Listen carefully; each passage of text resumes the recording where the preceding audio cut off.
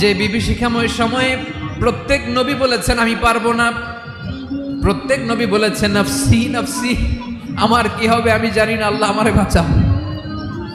প্রতিটি নবী বলবেন নফসি নফসি, আল্লাহ তুমি আমারে বাঁচাও আমারে বাঁচাও। বিশ্বনবী মাথা তুলবেন, তুলে বলবেন রব্বি হাবলি উম্মতি, আল্লাহ তুমি আমার গুনাহগার উম্মতকে বাঁচাও।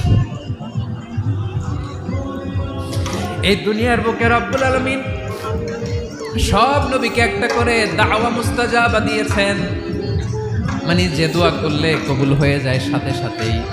দাও বিহা, দুনিয়ার সব নবীরা ওই দোয়াটা দুনিয়ায় করে ফেলেছে।